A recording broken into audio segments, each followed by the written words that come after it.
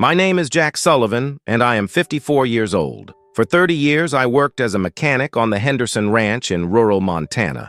The ranch sprawled across 5,000 acres of golden wheat fields and cattle pastures.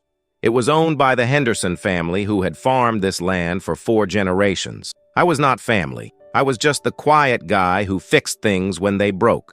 Tractors, trucks, harvesters, irrigation systems. If it had an engine or moving parts, I could repair it. I learned mechanics from my father, who learned from his father. We were working men. We did not talk much. We just did the job. The Hendersons were good people. Old Bill Henderson hired me straight out of high school when I had nothing. He gave me a small cabin on the property and fair wages. When he passed, his son Robert took over the ranch. Robert was different. He cared more about profit margins than people. He brought in newer equipment and pushed everyone harder. But he kept me on because I saved him money. I fixed things others would replace. I made old equipment run like new. My workshop was a converted barn on the edge of the property. It smelled like oil and metal and hard work. I spent most of my time there alone, surrounded by tools and engine parts. The other ranch hands thought I was strange. I never joined them for beers after work, never talked about sports or women, just kept to myself and my machines. They called me Silent Jack behind my back. I did not mind. I liked the quiet. I liked the focus of fixing something broken and making it whole again. Machines made sense to me. People did not. Over the years, I saw workers come and go. Young men who wanted adventure. Older men who got too tired. But I stayed. This ranch was the only home I knew. The work was the only thing I was good at. I never married. Never had kids. Just me and my tools and the endless Montana sky. Robert Henderson grew more demanding each year. He wanted higher yields and lower costs simultaneously. He pushed the equipment harder than it was designed for. Tractors broke down constantly from overuse. Harvesters needed repairs every season. I worked longer hours keeping everything running, but I never complained. Complaining changed nothing. One spring, Robert bought a massive new tractor from John Deere. Top of the line. Computer-controlled. GPS-guided. Cost more than $200,000. He showed it off to everyone like a prize. But within 6 months, it started having problems. Electronic issues, sensor failures. The dealership technicians came out repeatedly. They could not fix it permanently. Each repair cost thousands of dollars. Robert grew frustrated. He finally asked if I could look at it. I spent 2 weeks studying that machine. The problem was fundamental. The electronic systems were too complex, too many failure points. The tractor was designed for corporate farms with full maintenance teams, not for working ranches like ours. I told Robert honestly, this machine was wrong for our needs. He needed something simpler, more reliable, built for actual work, not showroom. He did not want to hear it. He had invested too much money. But deep down, he knew I was right. The fancy tractor sat unused more than it worked. Meanwhile, I kept the older equipment running. One evening after a long day, I sat in my workshop thinking. Modern tractors were too complicated. Old tractors were too worn out. What we needed was something in between. Something with the reliability of old machines, but the efficiency of new ones. That night, I started sketching. Not with computers or CAD programs, just pencil on paper. I drew a tractor design from scratch, taking the best elements of machines I had worked on for 30 years. Simple mechanical systems, durable parts, easy to repair, but optimized for power and fuel efficiency. Over the following months, the design grew more detailed. I worked on it during my free time. Early mornings before sunrise, late nights after everyone else slept, it became an obsession. I calculated gear ratios, designed a custom transmission, planned a cooling system that would not fail. I used knowledge accumulated over 3 decades. Every tractor I had fixed taught me something. Every failure showed me what not to do. This design would be different. It would be perfect. Eventually, I had complete blueprints. But blueprints were just paper. I wanted to build it, actually build a working tractor from my design. The problem was money and materials. I had some savings, but not nearly enough. Building a tractor from scratch required thousands of dollars in parts. Steel, engine components, hydraulics, tires. I could not afford it. So I made a decision. I would build it slowly, using salvaged parts, scrap metal, Components from old machines headed for the junkyard. It would take years, but I had time. I had nothing but time. I started collecting parts quietly. When old equipment was being discarded, I asked Robert if I could keep certain components. He did not care. It was junk to him. I pulled engines from tractors that were otherwise destroyed, salvaged transmissions from trucks, collected hydraulic cylinders and steel plates. My workshop filled with parts. The other workers thought I was hoarding junk. They made jokes about the crazy old mechanic. I let them talk. Their opinions meant nothing to me. Every night after my regular work, I spent hours in the workshop, welding steel frames, rebuilding engines, machining custom parts on my old lathe. The tractor took shape slowly, month by month, year by year. It looked rough, cobbled together from mismatched parts, painted in whatever colors I had available. But underneath the rough exterior, it was precisely engineered. Every component chosen carefully, every system tested thoroughly. After 3 years of secret work, it was nearly complete. Just needed final assembly and testing. I finished the tractor on a cold November morning. It sat in my workshop looking like something from a scrapyard. Welded seams visible, paint chipped, mismatched parts obvious. But I knew what it was. I climbed into the seat I had mounted, turned the key. The engine roared to life immediately. Smooth, powerful, perfect. I let it idle for 30 minutes, checking every system. Temperature stayed stable. No leaks, no strange noises. Everything worked exactly as designed. I put it in gear and drove out of the workshop into the morning light. The tractor moved smoothly across the dirt road. Steering was responsive. Brakes were solid. I drove it around the property, testing everything. It performed beautifully, better than I had hoped. Robert Henderson saw me driving it across a field. He came over on his ATV looking confused. He walked around the tractor staring. "Where did this come from?" he asked. "I built it," I said simply. "You built a tractor?" He repeated like he did not believe me. "From what?" "From parts," I said. "Scrap and salvage." He shook his head. "Does it actually work?" "It works," I confirmed. "Want to see?" I spent the next hour demonstrating, plowing a field, pulling heavy loads, operating hydraulics. The tractor handled everything easily. Robert watched in silence. Finally, he spoke. "How much fuel is it using?" I showed him the gauge. He calculated mentally. His eyes widened. "That is 40% better than our other tractors." 40%. "How is that possible?" "Good design," I said. "Efficient engine, proper gearing." He stared at the machine, then at me. "Jack, this is remarkable. Why did you build this?" "Because we needed it," I answered honestly. "Because modern tractors are too complicated and old ones are too inefficient. So I made something better." Robert wanted to test it more extensively. Over the next month, I used my tractor for regular ranch work. It outperformed every other machine we had, used less fuel, needed no repairs, handled heavy work easily. Word spread among the ranch hands. Everyone wanted to see Silent Jack's homemade tractor. They were surprised it actually worked, surprised it worked so well.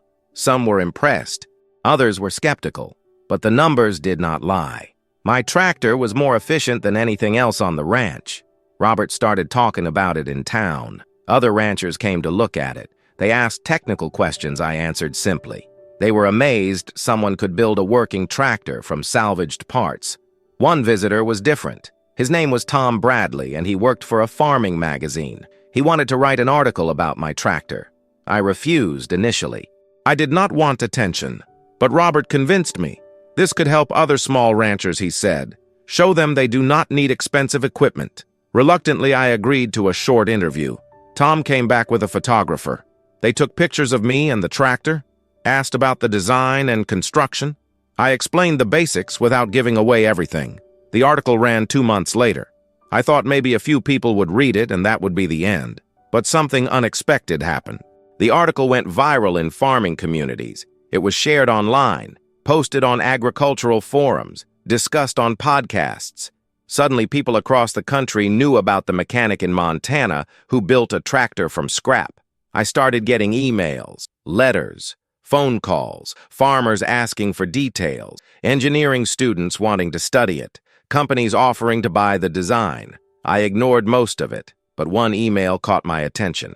It was from the organizers of the National Tractor Pull Championship. They held an annual event where tractors competed in various categories. One category was fuel efficiency under load. They wanted to invite my tractor to compete. I almost deleted the email. Competitions were not my thing. But something made me reconsider. This was a chance to prove the design was not just lucky, that it was genuinely superior engineering. I called the number, accepted the invitation. The National Tractor Pull Championship was held in Iowa every summer. It attracted hundreds of tractors from across America. Some were modified racing machines. Others were stock models from major manufacturers, all competing in different categories. I drove my tractor there on a trailer behind my old truck. The trip took 3 days. When I arrived at the event grounds, I felt completely out of place. Modern tractors everywhere, corporate logos, sponsored teams, professional drivers. And then there was me, a weathered mechanic with a homemade tractor that looked like it belonged in a junkyard. People stared, some laughed, others looked confused. I ignored them all. Registered my tractor for the fuel efficiency category. The competition worked like this. Tractors pulled increasingly heavy loads across a standard distance. Fuel consumption was measured precisely. The tractor that pulled the most weight using the least fuel won. There were 15 tractors in my category, mostly new models from John Deere and Case IH. Machines worth hundreds of thousands of dollars, with computerized engines and optimized systems. My tractor looked ridiculous next to them. The first rounds eliminated the weakest performers. My tractor pulled the required weights easily. Fuel consumption was low, but I did not know how it compared to others. They did not share numbers until the end. After 8 rounds, only 5 tractors remained. Mine was one of them. The crowd had started paying attention. The announcer mentioned the unusual competitor, the homemade tractor from Montana. People gathered to watch. The final round required pulling maximum load, a weighted sled that got heavier as it moved. Most tractors struggled, engines strained. Some could not complete the distance. When my turn came, I climbed into the seat, ignored the crowd, focused on the machine. I knew its capabilities, knew exactly how much power it could deliver. I started the pull. The tractor dug in, moved forward steadily. The load increased, but the engine maintained consistent power. I completed the pull smoothly, parked the tractor, and waited. The judges measured everything: fuel consumption, distance, load weight, time. They calculated scores using complex formulas. Finally, the announcer called all competitors to the stage. They announced 5th place, 4th place, 3rd place. My tractor was still unmentioned. 2nd place went to a new John Deere, top-of-the-line machine, $250,000, state-of-the-art engineering. Then the announcer paused for drama. 1st place and new national record for fuel efficiency under load, Jack Sullivan from Montana, with a tractor built entirely from salvaged parts. The crowd erupted. People stood and applauded. I walked to the stage in shock, accepted the trophy feeling completely surreal. Reporters surrounded me immediately. "How did you do it?" they asked. "What is your secret?" I did not have smooth answers, just told the truth. Simple design, good engineering, understanding what actually matters. The win made headlines, not just in farming magazines, but mainstream media. Major news networks ran the story. The mechanic who beat corporate tractors with scrap metal. It resonated with people, represented something bigger than just farming, showed that experience and knowledge could triumph over money. Companies immediately started contacting me. John Deere wanted to buy my design. Case IH offered a consulting job. Startups wanted to partner. Everyone wanted a piece. But I was not interested in selling. This was never about money. I returned to Montana with my trophy and my tractor. Went back to work on the ranch, fixed equipment, kept quiet. But life had changed, whether I wanted it or not. Robert Henderson was thrilled. He saw a business opportunity. Started talking about manufacturing my tractor design, selling it to small ranchers who could not afford big equipment. I told him no repeatedly. This was personal, not commercial, but pressure kept building. Farmers contacted me desperately.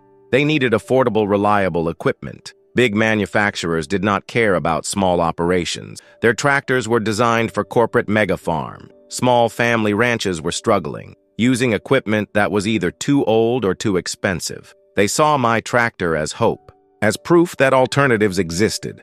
I started thinking differently. Maybe Robert was right. Maybe this could help people. Not by selling to corporations, but by sharing knowledge, teaching others to build their own equipment, using local resources and salvaged parts. I made a decision.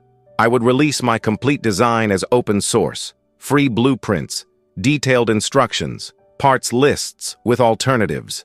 Anyone could build their own version. No patents, no profits, just knowledge shared freely. Robert thought I was insane. You could make millions, he said. Why give it away free? Because that was never the point, I explained. I built this tractor because we needed it. Other ranchers need it too. Money does not matter to me. Helping people does. I published everything online. Complete CAD drawings I had learned to make, step-by-step build instructions, videos explaining each system, material specifications, even troubleshooting guides. Within months, people around the world were building versions.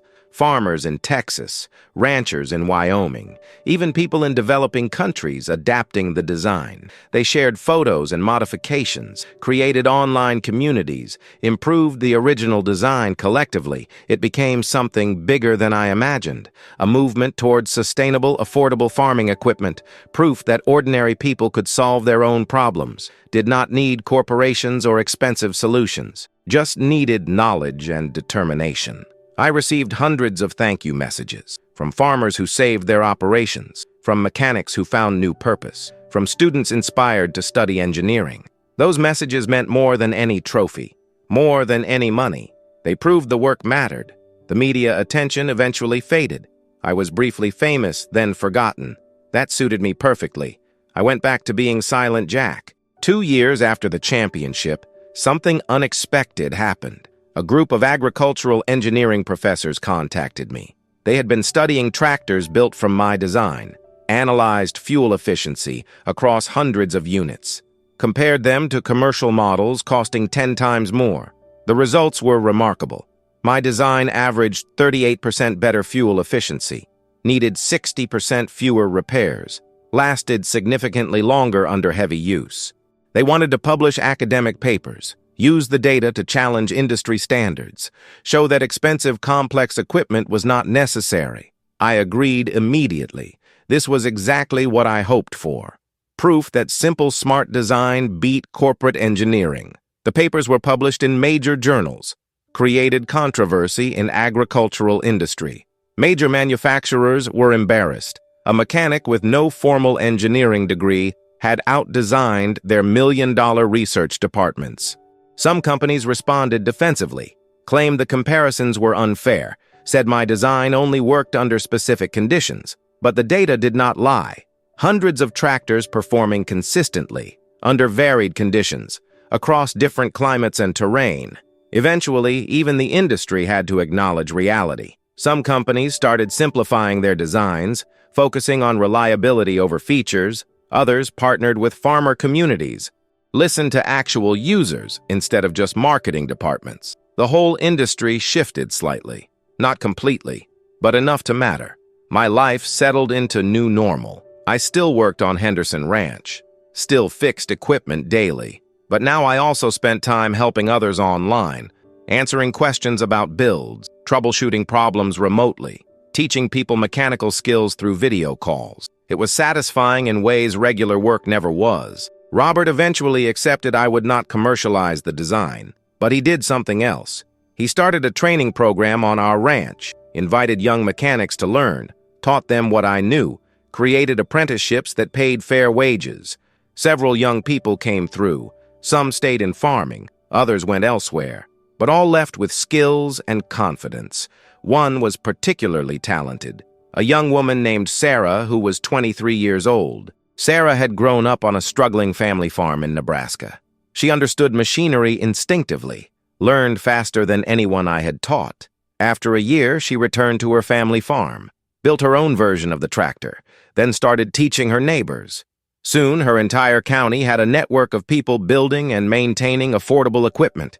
She called me regularly for advice, but honestly, she was innovating beyond what I had done, adding solar panels, experimenting with biofuels, making the design even better. I was proud. This was how knowledge should spread, not hoarded, not sold, shared freely, improved collectively, passed forward. The tractor that broke the record still worked perfectly. I used it almost daily on the ranch. 7 years old now. Never had a major repair. Just regular maintenance, oil changes, filter replacements, basic care. It proved my original theory. Simple, reliable design lasted longest. Several museums asked to display it. Show the tractor that changed agricultural engineering. I refused them all. This was working equipment, not a museum piece. It belonged in fields doing actual work. That was its purpose. Last year, something special happened. The championship organizers contacted me again. They wanted to honor the 10-year anniversary of my record. That record still stood. No tractor had beaten it, not even with a decade of technological advancement. They asked me to return, bring the original tractor, demonstrate it, inspire new competitors. I almost said no, then thought about it differently. This could be another teaching opportunity, show young farmers what was possible. I agreed, drove back to Iowa with the same tractor, now weathered, paint faded, body dented, but mechanically perfect. The event was different this time. I was not unknown. People recognized me, wanted autographs and photos. It felt strange and uncomfortable, but I understood their enthusiasm. Many had built versions of the design, saved their farms, fed their families. They were grateful. I was just the starting point. During the demonstration, I pulled the same course. The tractor performed flawlessly. Same power, same efficiency. After 7 years of hard work, the crowd applauded appreciation, not just for the machine, for what it represented: durability, sustainability, independence. After the demonstration, several young engineers approached me. They were developing new designs, building on my work, taking it further: electric motors, autonomous systems, modular components. They showed me blueprints, asked for feedback. I offered what thoughts I had, but mostly I listened. This was their generation now, their innovations. I was just the bridge, the proof that alternatives existed. That night at the hotel, I reflected on the journey, from lonely mechanic to accidental revolutionary. I never wanted fame, never sought recognition, just wanted to build something good, something useful. But sometimes doing good work quietly still changes the world. The next morning before leaving, I walked through the exhibition area, saw dozens of tractors inspired by my design, each one modified, improved, personalized. Farmers had taken the basic concept and made it their own, added features for their specific needs, used local materials, created regional variations. This was exactly right. The design was not meant to be copied exactly. It was meant to be a starting point, a foundation others built upon. That collective improvement was the real success. I drove home to Montana feeling content. My life had purpose beyond just fixing things. I had contributed knowledge, helped people, changed an industry slightly.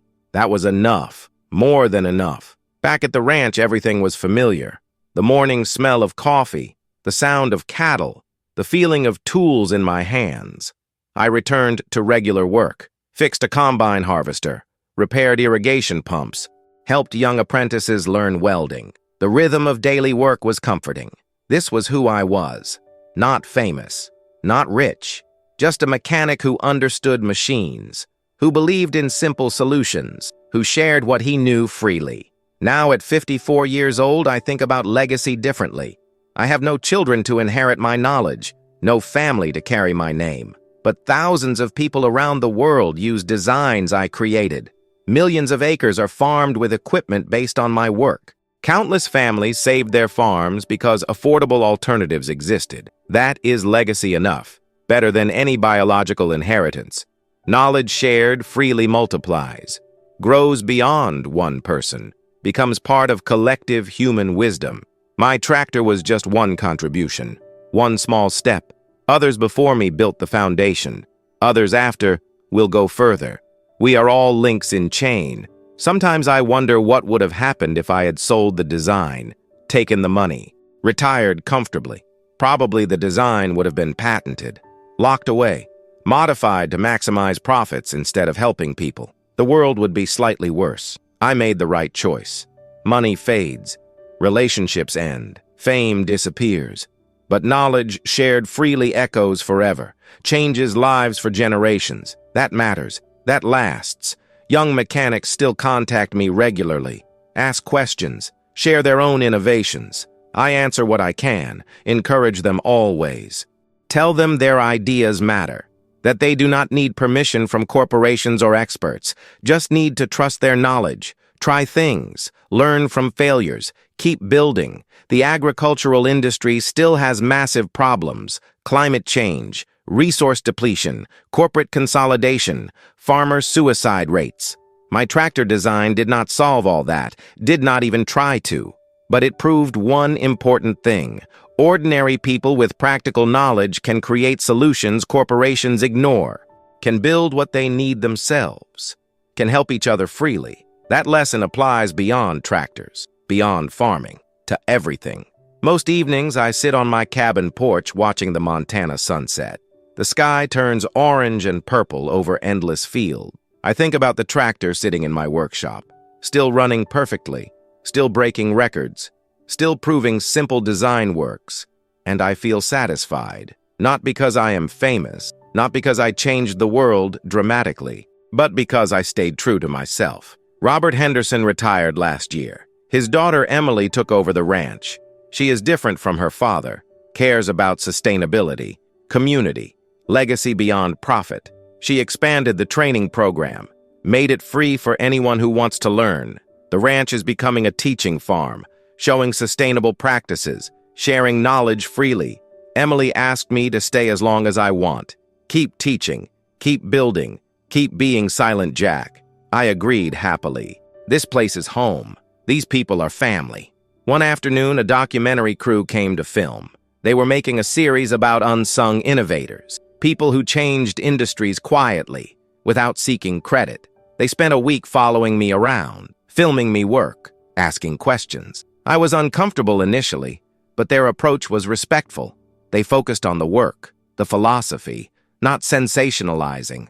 The documentary aired on public television, reached millions of people, generated new wave of interest, more farmers building tractors, more young people learning trades, more communities collaborating. I received thousands of messages from every continent, people adapting the design for local conditions. African farmers building versions from truly minimal resources, Asian rice farmers modifying it for patties, European organic farms using it sustainably. The design became global, universal, proof that good engineering transcends borders. That practical knowledge is universal language. Sometimes I get philosophical, wonder about purpose, meaning, why we are here. I think we are here to contribute, to leave things slightly better than we found them, to share what we know freely, to help others succeed, not for reward, not for recognition, but because that is what good people do. My contribution was mechanical, practical, unglamorous, but it mattered, changed lives, gave people hope and tools. That is enough purpose for one lifetime. The tractor sits in my workshop right now, ready for tomorrow work, 7 years old, 93,000 hours of operation, still running on mostly original parts, still proving the design philosophy correct. It will outlast me. Someone else will drive it after I am gone. Looking back, I realized the championship win was not the important part. The trophy sits on a shelf gathering dust. What matters are the thousands of tractors working worldwide, the farmers who kept their land, the families who stayed together, the young people who learned valuable skills, the movement towards sustainable practical solutions. That is the real victory. Not one dramatic moment, but countless small improvements over time. I never wanted to be special, never tried to stand out, just wanted to do good work, fix what was broken, build what was needed. But sometimes quiet dedication creates louder impact than seeking attention. Sometimes the best contributions come from people who never wanted credit. The sun is setting now over Montana. Another day ending. Tomorrow I will wake early, make coffee, walk to the workshop, fix whatever needs fixing, teach whoever wants learning, build whatever is needed, same as always. This is my life. Simple, focused, useful, no regrets, no wishes for different path. This was exactly right. For me, for my skills, for my purpose. I am Silent Jack, the mechanic who stayed quiet, who built from scraps, who shared freely, who who changed farming accidentally. That is legacy enough, more than enough. The tractor still runs perfectly. The design still spreads globally. The knowledge still multiplies. That work continues beyond me, beyond my lifetime, growing, evolving, helping forever.